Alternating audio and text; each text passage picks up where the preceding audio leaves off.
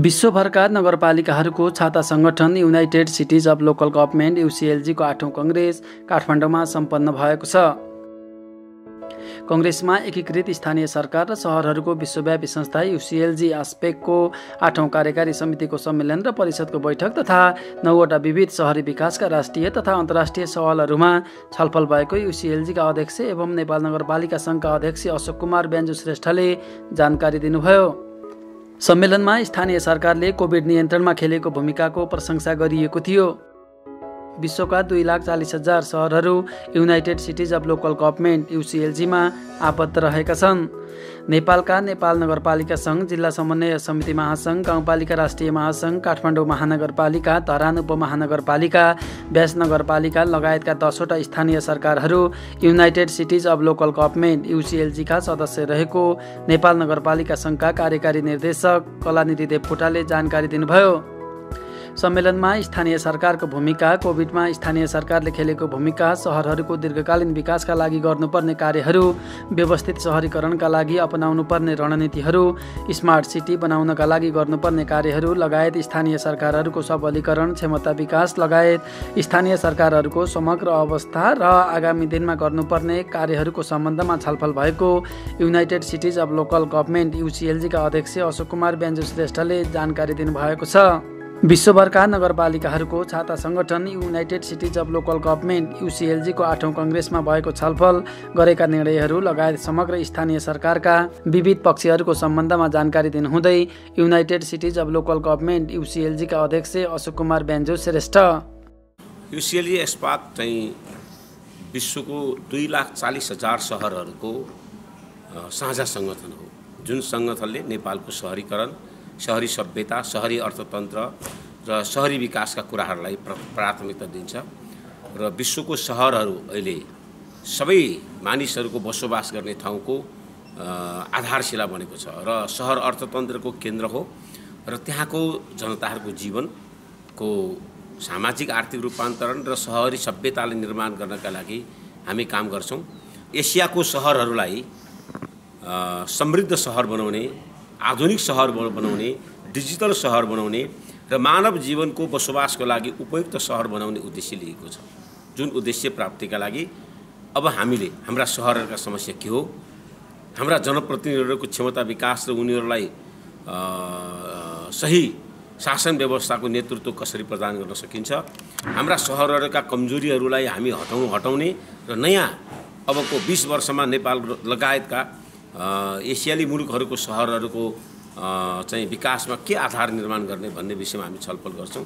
यसमा संस्कृतिको कुरा, अर्थतन्त्रको कुरा, यातायातको कुरा, प्रदूषणका कुरा, गरिबी निवारणको कुरा र सहरलाई जीवन्त बनाउनका लागि शहरी सभ्यता निर्माण गर्ने र त्यसको विकासका आधारहरू तयार गर्ने र त्यसले सहरको स्ट्राटेजी हामी तयार गर्छौँ, जुन स्ट्राटेजीले साँच्चै अबको 10 वर्षमा एसियाली सहरहरू एउटा सबल, सशक्त र मानव जीवनका लागि उपयुक्त सहर बनाउने हामी उद्देश्य राखेको छ। जुन सहरहरू अब क्लाइमेट रेजिलियन्ट हुनेछ, ग्रिन सिटीको रूपमा विकास गर्नेछ, डिजिटल सिटीको रूपमा विकास गर्नेछ र गरिबहरू नभएको सहरहरू बनाउने भन्ने हामीले उद्देश्य राखेका छौँ।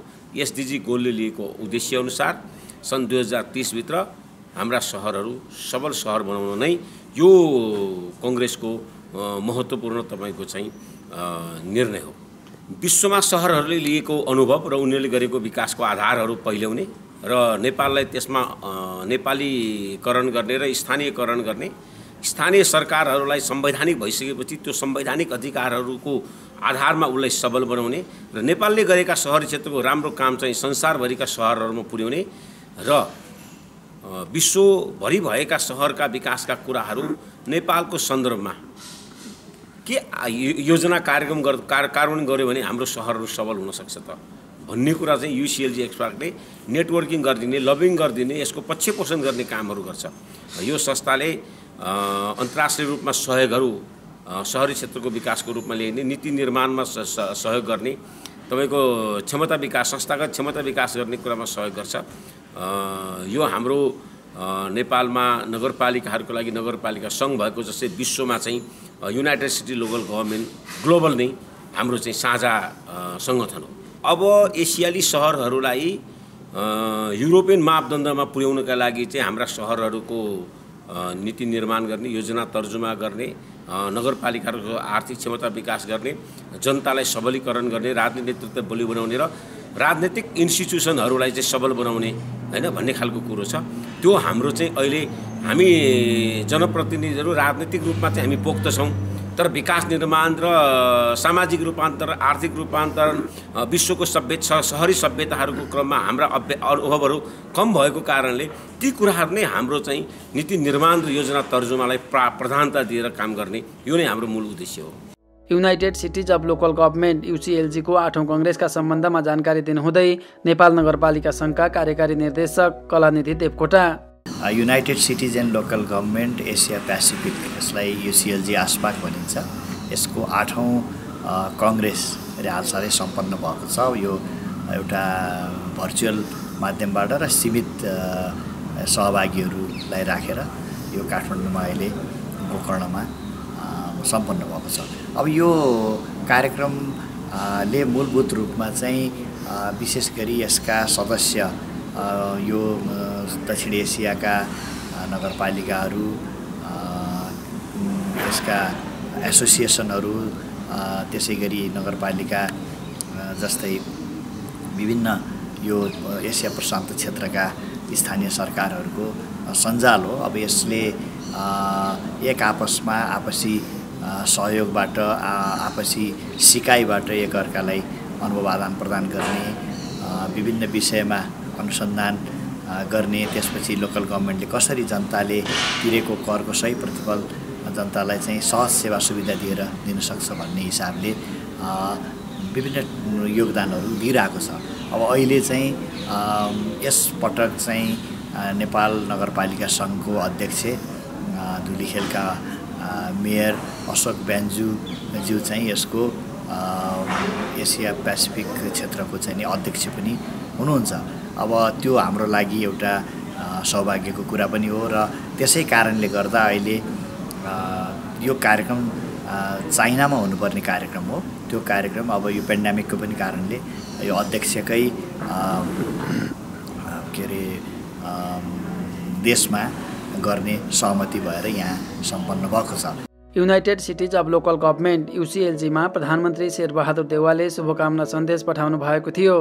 शुभकामना सन्देशमा प्रधानमन्त्री शेरबहादुर देउवाले कोभिड नियन्त्रण तथा व्यवस्थापनमा स्थानीय तहहरूले खेलेको भूमिकाको प्रशंसा गर्नुभएको नेपाल नगरपालिका सङ्घका कार्यकारी निर्देशक कलानिधि देवकोटाले जानकारी दिनुभयो। स्वयं सम्मान्य प्रधानमन्त्री शेरबहादुर देउवाज्यूले एउटा शुभकामना सन्देश यो के अरे पठाएर त्यसमा यस प्रकारको सञ्जालले यो एसिया प्रशान्त क्षेत्र, दक्षिण एसियामा स्थानीय सरकारहरूले खेलिरहेको भूमिकालाई अझ मजबुत बनाउन यस्तो कार्यक्रमले मद्दत गर्ने कुरा व्यक्त गर्नुभएको छ। साथै सफलताको कामना गर्दै उहाँले स्थानीय सरकारहरूले जुन प्रकारको कोभिड व्यवस्थापनमा भूमिका खेलेका छन्, त्यसले यो कोभिड व्यवस्थापन नियन्त्रण गर्नका लागि जुन प्रकारको मद्दत मिलेको छ त्यसको मुक्त कण्ठले प्रशंसा गर्दै यहाँहरूले अब अन्य विषयहरूमा पनि खालि यो कोरोना भाइरस डिजिजको व्यवस्थापनमा मात्र नभएर स्थानीय सरकारले खेल्ने अन्य भूमिकाहरू जस्तो नागरिकहरूलाई नजिकको सरकारको हिसाबले दिने जुन सहज सेवा र सुविधाहरू छ, एउटा सरकारकै रूपमा नेपालको संविधानले स्थानीय सरकारहरूलाई स्थापित गरिसकेको परिप्रेक्ष्यमा अझ बढी योगदान दिन, भूमिका दिनको लागि यो कार्यक्रमले एउटा ऊर्जा देओस् भनेर पनि आफ्नो शुभकामना सन्देशमा दिनुभएको छ। त्यसले वास्तवमा यो कार्यक्रमलाई अझ बढी सफलता हासिल गर्न मद्दत गरेको छ। यो United cities and local government भन्ने जुन एउटा अन्तर्राष्ट्रिय सञ्जाल छ, यो वास्तवमा संयुक्त राष्ट्र सङ्घले पनि रिकग्नाइज गरेको एउटा संस्था हो। यसको चाहिँ हेडक्वार्टर चाहिँ एसिया पेसिफिकको हेडक्वार्टर चाहिँ जाकार्ता, इन्डोनेसियाको राजधानी जाकार्तामा रहेको छ।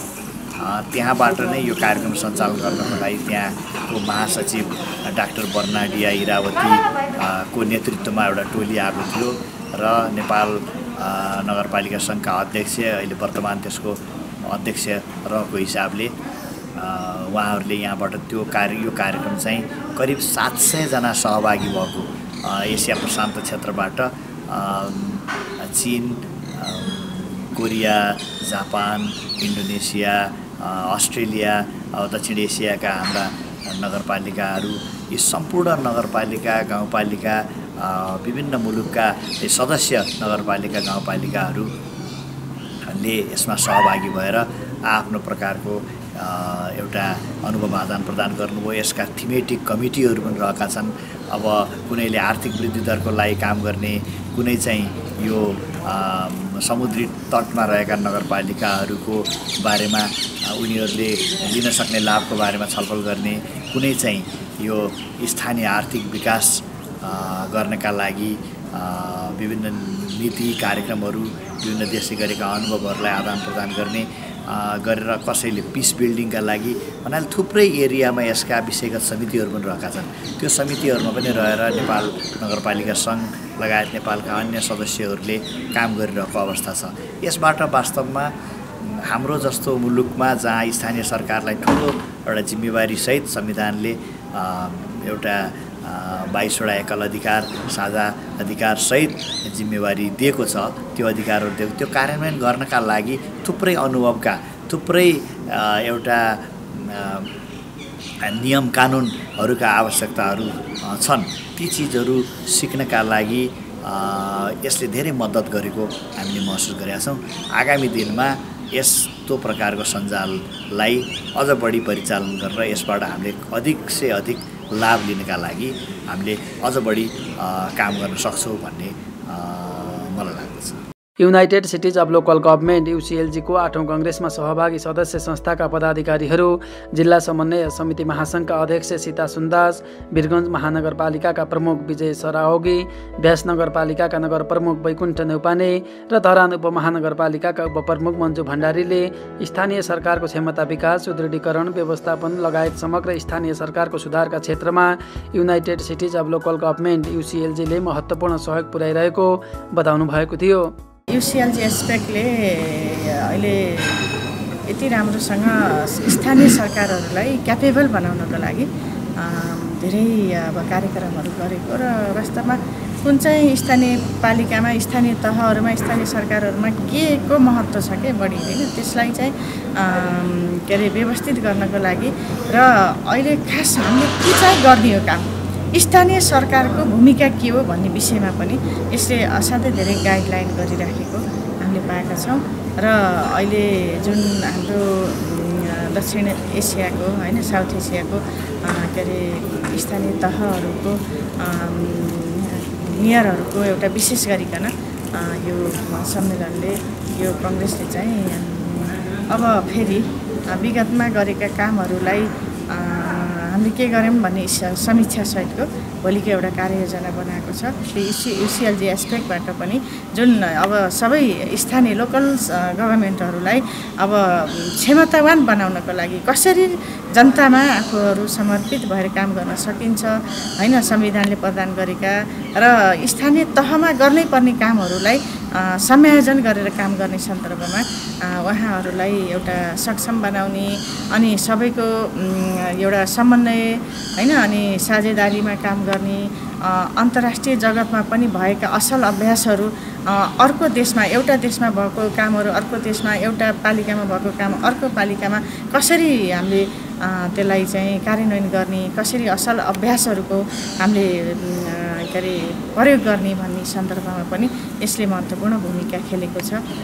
सस्टेनेबल सिटीहरू कसरी बनाउने, SDG गोलहरू कसरी पुरा गर्ने, कोभिड-19 का जुन अहिले हामीलाई विपदहरू जुन अहिले पेन्डेमिक अवस्थामा हामीले गुजर्नु परेको छ त्यसलाई हामीले कसरी भोलिका दिनमा दिगो हिसाबले जाने र विशेष गरी यो कोभिड-19 को बेला होस् या कुनै पनि विपदको बेलामा एक प्रकारले जुन ह्युमन राइट्सहरूको पनि संरक्षण गर्ने पनि विषयमा अहिले हाम्रो कन्फरेन्स भइरहेछ।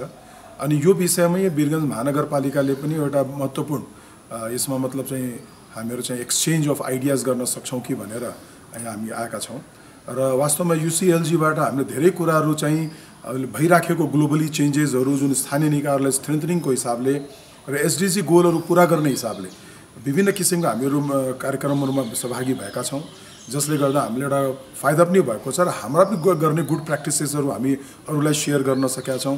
अरूका गुड प्र्याक्टिसेसहरू हामीलाई थाहा भएको अवस्था छ। यसले के हुन्छ भने तपाईँले जिस्टको रूपमा धेरै आइडियाजहरूको सेयरिङ हुन्छ। जुन बेला चाहिँ कोभिड ब्रेक थ्रु भएको थियो त्यति बेला पनि नेपाल एकदमै हामी नयाँ थियौँ कोभिडको विषयमा।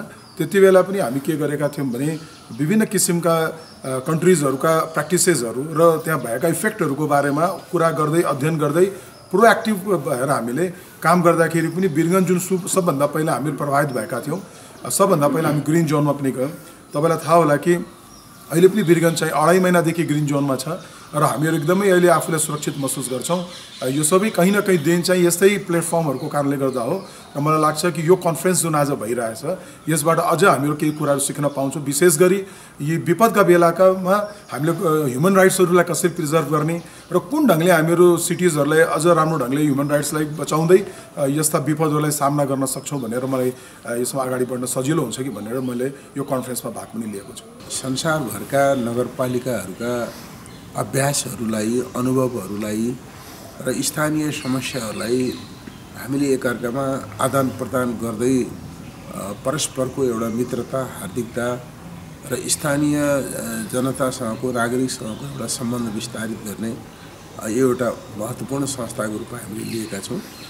र यो संस्थाले आगामी दिनमा विशेष गरी यो नगरपालिकाहरूसँग अझै बढी घनिष्ठ सम्बन्धहरू, विभिन्न कार्यक्रमहरूमा सेयरिङहरू गर्ने र यसका थुप्रै समस्याहरू छन्। अहिले यो पेन्डेमिकको समस्या छ, विपदका समस्याहरू छन्, कतिपय टेक्निकल कारणहरूले नै नगरपालिकाहरू चाहिँ अगाडि आउन सकिरहेका छैनन्।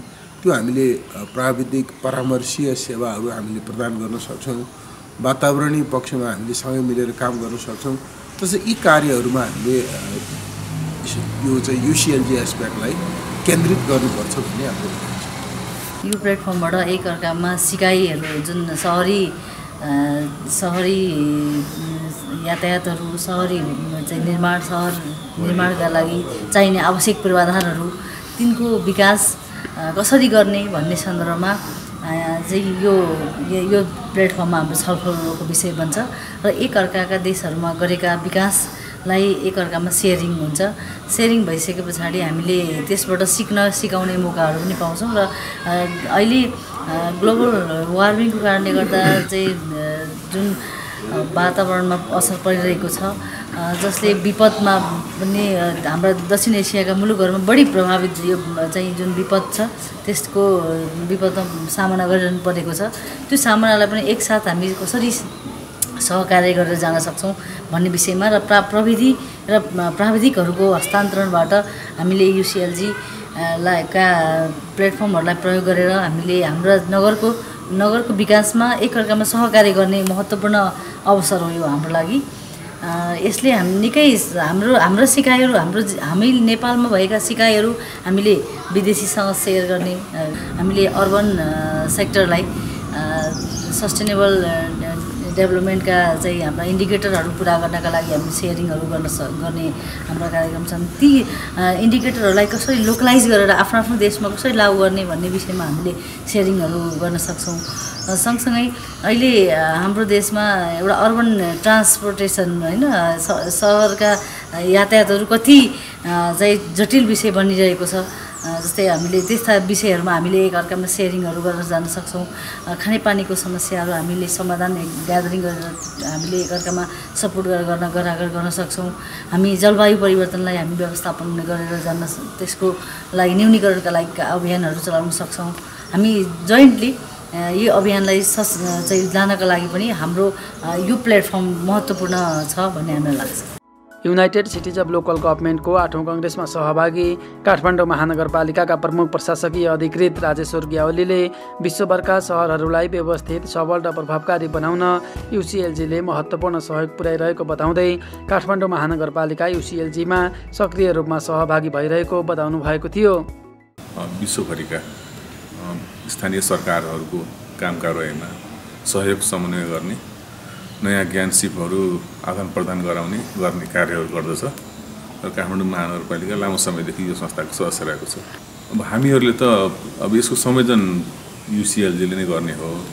युसिएलजीले गरेको कार्यक्रमहरूमा महानगरपालिकाले सहयोग र समन्वय गर्ने नै छ र यस्तै बैठकहरूको बेलामा चाहिँ आगामी दिशामा हामी कसरी अगाडि बढ्ने के गर्ने भन्ने खालको प्राय सुझावहरू हामीले चाहिँ दिने रहेका छौँ। युनाइटेड सिटिज अफ लोकल गभर्मेन्टको 8औं कङ्ग्रेसमा काठमाडौँ महानगरपालिका र चीनको चन्चाउ सहरबीच मितेरी सम्बन्ध स्थापना गर्ने सम्बन्धी सम्झौता पत्रमा हस्ताक्षर पनि भएको छ। काठमाडौँ महानगरपालिका र चीनको चन्चाउ सहरबीच मितेरी सम्बन्ध स्थापना गर्ने सम्बन्धी सम्झौता पत्रमा काठमाडौँ महानगरपालिकाका प्रमुख प्रशासकीय अधिकृत राजेश्वर ग्यावाली र चीनको चन्चाउ सहरका मेयरले हस्ताक्षर गर्नुभएको थियो। सो अवसरमा काठमाडौँ महानगरपालिकाका प्रमुख प्रशासकीय अधिकृत राजेश्वर ग्यावालीले मितेरी सम्बन्ध स्थापनापछि काठमाडौँ महानगरपालिका र चीनको चन्चाउ सहरबीच पर्यटन प्रबन्धन, सम्पदा संरक्षण लगायतका क्षेत्रमा भएका कार्यहरूको अनुभव आदान प्रदान गरिने बताउँदै दुई सहरको बीचमा समन्वय गरेर कार्य गर्न सहयोग पुग्ने बताउनु भएको थियो। काठमाडौँ महानगरपालिका र चीनको चन्चाउ सहर जुन चीनको हेनान प्रान्तमा मध्य चीनमा पर्दछ, त्यो सहरको प्रस्ताव अनुसार अहिले चन्चाउ सिटीले आयोजना गरिरहेको युसिएले युनाइटेड सिटिज एन्ड लोकल गभर्मेन्टको 8औं एसिया पेसिफिक सम्मेलनको अवसर पारेर काठमाडौँ महानगरपालिका र चीनको चन्चाउ सहरबीच मितेरी सम्बन्ध स्थापना गर्ने आज निर्णय भएको छ। आज त्यसमा चाहिँ त्यहाँको मेयर हाउ होङ र म प्रमुख प्रशासकीय अधिकृत राजेश्वर ग्यावालीले हस्ताक्षर गरेको अवस्था हो। अब आगामी दिनमा अब यो सम्बन्धलाई आधार मानेर विभिन्न चाहिँ विषयहरूमा चाहिँ पर्यटनको क्षेत्र भयो, सम्पदा संरक्षणको क्षेत्र भयो, ज्ञानहरू आफ्नो चाहिँ अनुभवहरू आदान प्रदान गर्ने विषयमा दुईटा सहरहरू बीच सहयोग आदान प्रदान भ्रमणहरू हुनेछन्।